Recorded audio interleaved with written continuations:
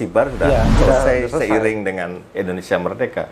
Tapi cara Belanda di dalam terutama komunitas intelijen dalam menyadari ketika nanti kayaknya realistis Belanda akan melepaskan diri dari Indonesia, dan itu harus menyiapkan kolonialisme gaya baru ya. Jadi, nah itu caranya ya bagaimana membangun proksi, perpanjangan agen-agen perpanjangan tangan yang kalau bisa ditanam di instansi-instansi yang penting baik sipil maupun militer. Nah, jadi ini yang sering disebut, kalau Haryo Kecik menyebutnya jaringan Van Mook ya. Tapi di dalam operasionalnya pasti melibatkan juga turunan sampai sekarang.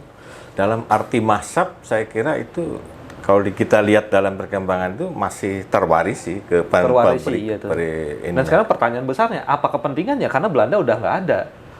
Ya, kalau itu Belanda memang pada konteks waktu itu ya, dia berkepentingan langsung. Tapi jangan lupa, Belanda kan juga terintegrasi dengan Inggris dan Amerika. Kalau minyak aja Royal Dutch namanya.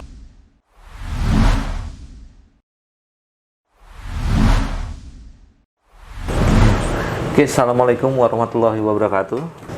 Lagi bersama pengkaji geopolitik dan geostrategi yang juga wartawan senior, Bang Hendrajit. Jadi kemarin ada artikelnya yang bagus sekali, di-share di beberapa grup, yaitu judulnya PKI Sibar Menyingkap Cara Pandang Intelijen Belanda untuk Mendesain Indonesia Pasca Kemerdekaan. Nah, ini saya langsung tertarik karena setelah saya baca, wah ini buku yang tua, buku yang lama, tapi ternyata ada pernyataan dari Bang Hendrajit yang menurut saya perlu dikonfirmasi adalah kurang lebih seperti ini. Jangan selalu melihat orang-orang komunis atau PKI itu sebagai sumber masalah di negeri ini.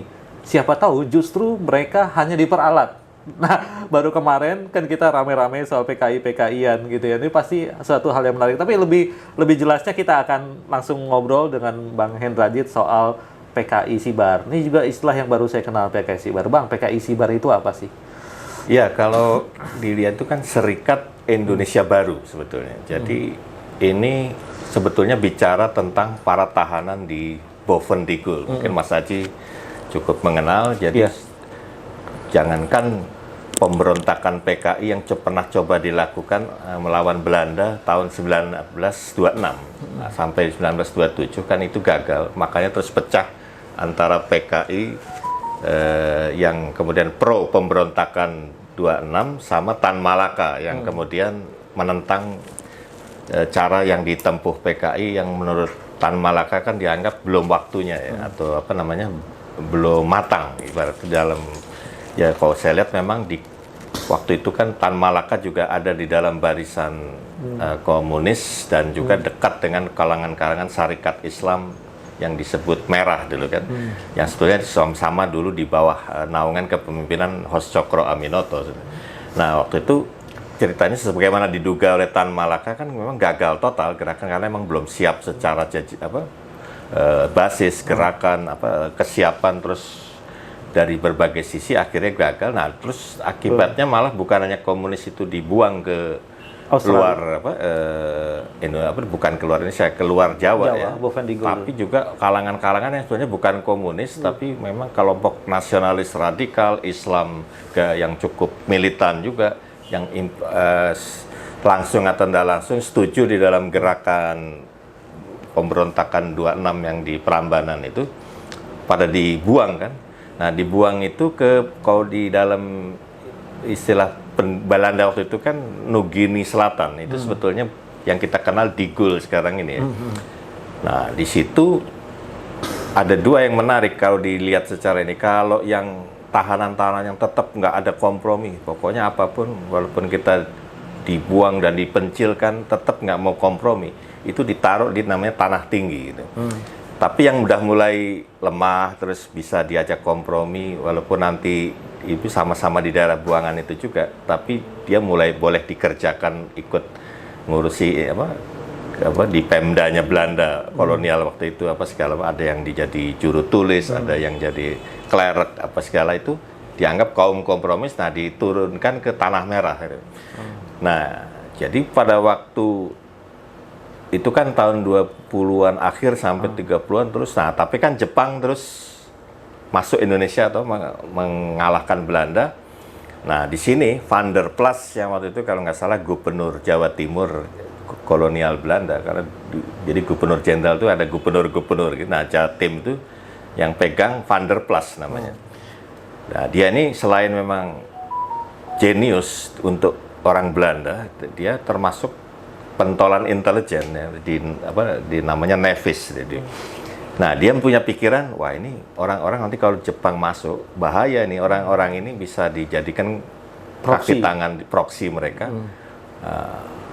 Jadi mereka mendesak pihak Australia supaya menerima orang-orang yang dari Bovendigul ini, khususnya yang Tanah Merah ya, yang sudah di bawah kendali mereka ini, untuk kompromi diutamakan untuk diseberangkan ke Australia.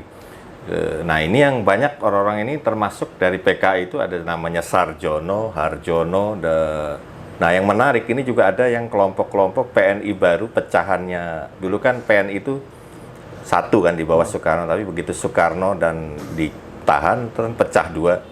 Nah, itu Bung Karno namanya Partindo. Nah, yang satu lagi tetap PNI tapi bukan Partai Nasional Indonesia tapi Pendidikan Nasional Indonesia atau PNI baru ya.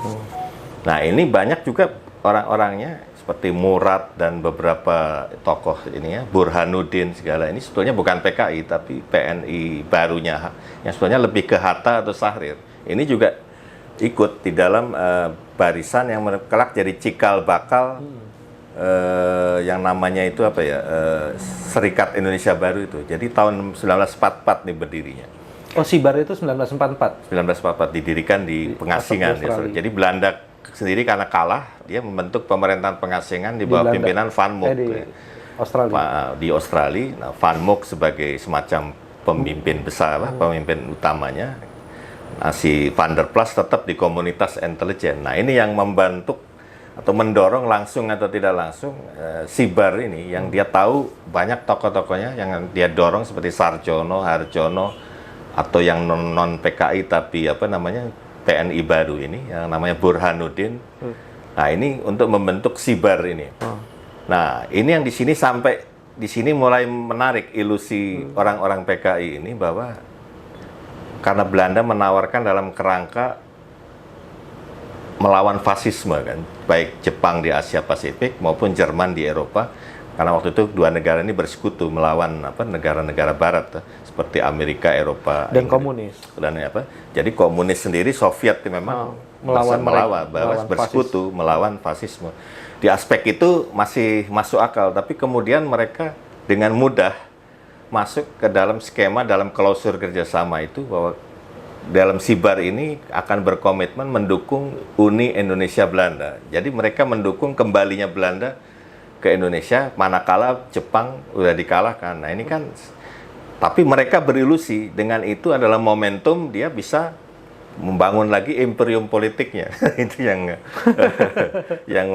mulai dari ilusi. Bagaimana mungkin ini kan penjajah ini. Yang dulu dilawan pun walaupun caranya konyol ya, tidak taktis, tetap dia kan penjajah melawan ya apapun dulu PKI bagian dari pergerakan melawan penjajahan. Loh, kok ini malah mendukung walaupun fasismenya masih oke, tapi begitu masuk menyetujui klausul kalau nanti Jepang kalah akan berkomitmen terhadap Belanda dalam kerangka Uni Indonesia Belanda yang apa tuh namanya berarti kan tetap mengakui kembalinya Belanda sebagai penjajah. Nah, ini mulai pikiran-pikiran kayak gini, dan ada beberapa dokumen yang disampaikan Harry Pose ini menarik karena di situ digambarkan memang sempat ditanya juga ini nggak salah memproksi orang-orang ini kira-kira gitu kan, terutama. Tapi Van der Plas bilang nggak ya memang itu bahaya, tapi setidaknya kata dia Sarjono ini kombinasi antara orang fanatik dan penghayal gitu. Jadi apa namanya pemimpi istilahnya. Tapi menurut saya nggak terlalu tepat. Kalau pemimpi bisa aja positif kan, tapi lebih tepat halu ya. Jadi istilah anak sekarang kombinasi antara fanatik dan halu itu memang rentan atau vulnerable untuk jadi proksi. Nah, di sini saya lihat langkah awal dari gambaran maka dari itu ketika kemudian Jepang kalah, Indonesia merdeka, Sibar sendiri kan memang hilang dari peredaran. Tapi yang menarik, orang-orang ini karena mungkin momentum Indonesia merdeka yang tadinya mencaci Soekarno-Hatta, antek Jepang apa segala, balik ke Indonesia bahkan membentuk Partai Komunis Indonesia di mana Sarjono adalah ketua umumnya, ketua umum partainya. Dan dia kemudian beraliansi dalam aliansi Syahrir dengan Amir Syarifuddin yang di dalam waktu itu Syahrir menjadi Perdana Menteri pertama, tapi Amir Syarifuddin menjadi Menteri Pertahanan, dan itu pun kontroversial karena kelompok Jenderal Sudirman ini kan sebetulnya nggak setuju Amir Syarifuddin jadi Menteri Pertahanan karena punya gejala akan mempolitisasi bukan hanya tentara tapi pergerakan laskar segala macam, dan itu terbukti kelak memang ini cukup menjadi penyebab munculnya reorganisasi dan rasionalisasi yang justru menggeser elemen-elemen laskar yang justru bagian integral dari perang bersenjata melawan Belanda, seperti Hizbullah dari kalangan Islam, terus Laskar Banteng dari nasionalis, Pesindo dari sosialis, itu kan sipil yang bersenjata dan milisi yang bersenjata, dan tapi juga sebetulnya terlatih, cuman tidak dalam kerangka didikan peta yang didikan Jepang ataupun kenil yang Belanda, didikan yang lebih Belanda. Profesional.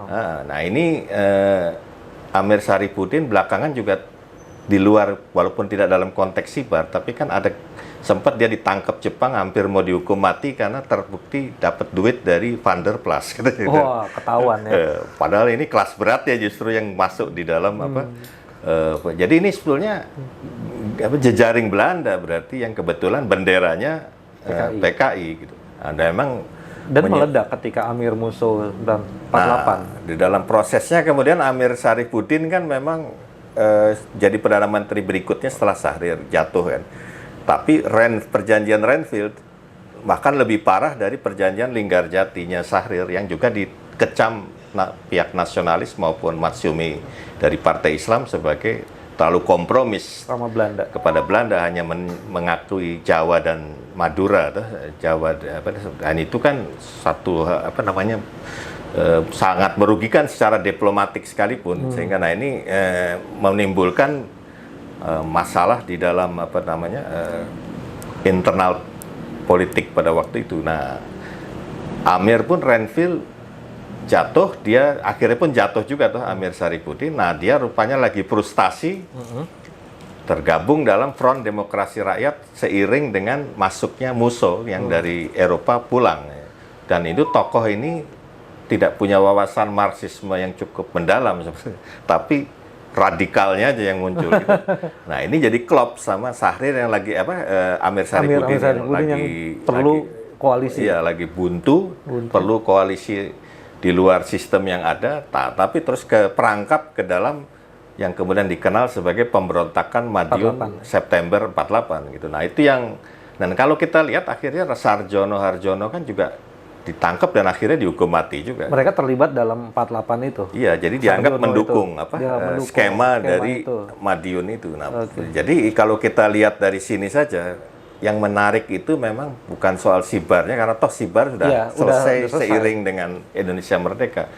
Tapi cara Belanda di dalam terutama komunitas intelijen dalam menyadari ketika nanti kayaknya realistis Belanda akan melepaskan diri dari Indonesia, dan itu harus menyiapkan kolonialisme gaya baru ya. Jadi, nah itu caranya ya bagaimana membangun proksi. Agen-agen perpanjangan tangan yang kalau bisa ditanam di instansi-instansi yang penting, baik sipil maupun militer. Nah, jadi ini yang sering disebut, kalau Haryo Kecik menyebutnya jaringan Van Mook. Tapi di dalam operasionalnya pasti melibatkan juga Van der Plas. Dia operatornya. Operator dan sekaligus skema rencana operasi. Ya. Nah, itu yang jadi Abang ngebaca itu. Jadi sebenarnya PKI Madiun itu dari apa yang Abang baca, ini bisa jadi itu adalah false flag-nya. False flag operation. Operationnya dari intelijen Belanda. Dari intelijen Belanda, dari situ kita bisa lihat bagaimana intinya itu kalau nanti harus keluar dari Indonesia, dia harus menanam orang-orang lokal yang memang menjadi perpanjangan tangan di tingkatan bukan saja lapis penyusun skema, ya, seperti di kementerian, yang penyusun kebijakan strategis, ya, termasuk kalau di parlemen, ya, termasuk yang di level misalnya militer, ya. Dan itu terbukti kalau kita lihat pemetaan militer di proses dinamika kemerdekaan itu sebenarnya kan ada 3 kelompok. Pertama yang Jenderal Sudirman saja peta udah menarik, karena itu ternyata Panglima Besar Sudirman kan ditunjuk jadi Panglima Besar, bukan penunjukan otoritas sipil dalam hal ini presiden, tapi voting gitu. Jadi sebetulnya ada calon Urip Sumoharjo, yang lulusan Kenil, ada beberapa Gatot Subroto yang juga. Nah, Bang dari peta itu menjagokan Pak Dirman. Tapi di dalam pertemuan di Gondokusuman di Jogja itu, kalau nggak salah tahun 45 juga itu, akhirnya yang menang Pak Dirman dalam voting itu. Nah itu beliau jadi Panglima. Nah Pak Urip akhirnya Kepala Staf Umum, ya kan. Tapi dari situ aja sudah kelihatan ada bara dari antara persaingan Eksponil antara peta Kenil sama peta, yang walaupun dia kelompok yang didikan profesional juga dari Jepang, tapi dia mengapresiasi Laskar, apalagi riwayat Pak Dirman ini menarik ternyata, Mas Haji. Jadi guru Muhammadiyah, satu kali waktu karena naluri orang gerakan di zaman Jepang itu bikin koperasi untuk melawan ini program ekonomi Jepang atau apa yang ibaratnya mau merugikan elemen-elemen civil society yang dalam hal ini di lingkup Muhammadiyah sebenarnya. Cuman cara halus Jepang itu membuang Pak Dirman ke Bogor untuk didikan peta. Tapi udah garis nasib, justru dia jadi tokoh di situ. Jadi artinya jiwa dasarnya Laskar beliau. Laskar sebenarnya. Itu yang harus dilihat. Nah, itu yang di kedua ya Kenil itu. Dan ketiga yang satu lagi itu kalau nggak salah Laskar, Kenil sama peta, ya. Nah, ini yang pada perkembangannya ini waktu Perdana Menteri Amir Syarifuddin dan Sultan Syahrir masing-masing menjadi Perdana Menteri pertama. Yang 2 kali pertama ini kan Sultan Syahrir jadi Perdana Menteri pertama. Nah, yang kedua Amir Syarifuddin sampai menjerang Renville, perjanjian Renville itu dilakukan dengan Belanda, yang dua-duanya itu baik perjanjian Linggarjati pada era Syahrir maupun Renville di era Amir Syarifuddin kan sama-sama dirugikan, ya, pihak Indonesia itu dari segi penguasaan kedaulatan nasional itu. Nah, ini tapi itu baru satu persoalan. Pada saat Syahrir menjadi Perdana Menteri, kan Menteri Pertahanannya itu Amir Syarifuddin. Nah, ini sebetulnya dengan kelompok Kenil ini, walaupun beda ideologi sebetulnya, karena belakangan kan kelompok Siliwangi, Kenilnya faksinya Pak Nas, Tripi Simatupang segala macam ini kan anti komunis.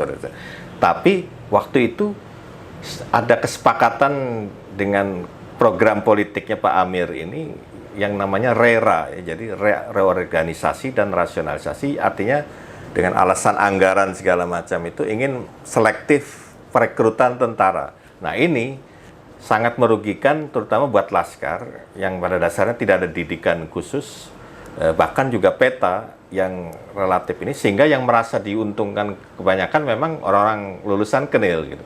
Nah, itu satu bara pertama yang sebetulnya muncul di dalam konteks itu. Nah, cuman karena tekanan, apalagi Pak Dirman menjadi Panglima Besar kan ibaratnya dari bawah, ya, di voting, berarti jadi ibaratnya bawahan memilih komandan istilahnya kan, yang sebetulnya agak nggak lazim kalau di dalam konteks. Tapi itu khas dinamika ketentaran kita itu, yang makanya kenapa Pak Agus tiba-tiba mendapat resistensi begitu luas dari bawah, even dari Hendro Priyono ataupun Pak Kiki Sahnakri yang PPAD itu menggambarkan bahwa itu memang melawan pakem yang itu. Jadi di luar bahwa tentara memang nggak harus berpolitik lagi, udah sepakat semua gitu. Tapi menyatukan rakyat dan TNI ibarat air dan ikan dan air itu memang sudah kodrat sejarah gitu di dalam konteks itu. Nah, itu terwakili sebenarnya di dalam paham mazhabnya Sudirman gitu.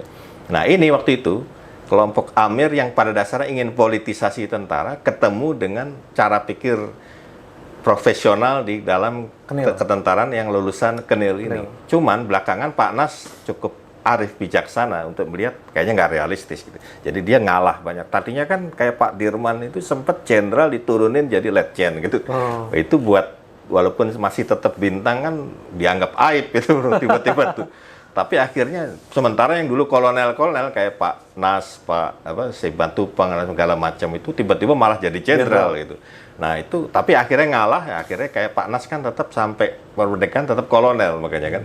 Dan beberapa yang lain nah tetap Pak Dirman yang bintang ya. Sama Pak Urip ya karena kepala staf angkatan perang itu. Nah itu tapi itu sudah satu gambaran dari perkembangan dari bara dalam sekam itu. Nah, cuma di dalam perkembangannya Pak Amir Syarifuddin ini ketika Menhan apalagi waktu Perdana Menteri mengembangkan nah ini di luar skema RERA yang juga sebenarnya resisten buat konsepsi tentara rakyat peta yaitu PPOLIT. Jadi pendidikan politik TNA tentara ya. Pendidikan politik tentara atau PPOLIT. Jadi ini karena pikiran Amir karena nggak bisa dikembangkan untuk mengintegrasikan laskar-laskar.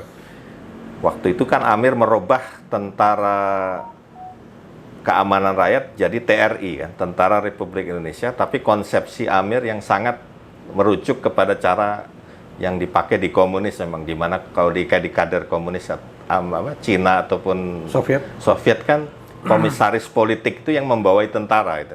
Tapi kan iya, tapi kalau itu kan dalam sistem yang memang jelas-jelas komunis ini cuman diambil sistemnya aja, tapi dalam kerangka buat koncoisme di dalam tubuh ini. Nah itu memang jadi masalah tersendiri juga. Makanya jadi pertanyaan juga nih, ketika Pak Agus ngomong ini, yang kebayang ke saya itu, wah ini kan kayak menimbulkan batin bawah sadar bahwa spirit RERA ini yang menganggap tentara itu yang eksklusif, yang itu yang terdidik, yang profesional, tapi kemudian jadi klaster sendiri, dan tiba-tiba ketika bilang, oh itu rakyat dan TNI tidak inilah menyatu lagi, tapi rakyat milik presiden, itu kan menjadi kayak mengingatkan lagi spirit-spirit kayak model RERA ini, di luar soal Kenil atau Siliwanginya, tapi mazhab ini ada gitu di dalam. Nah itu yang kemudian justru meresistensi senior-senior lainnya yang sebetulnya bukan mereka nggak setuju menentang TNI tidak berpolitik lagi, justru karena menurut yang dikatakan itu kan konsepsi tentara rakyat itu bukan dalam konteks politik, tapi justru bagaimana ketika dalam situasi darurat di mana rakyat dan TNI harus bersatu.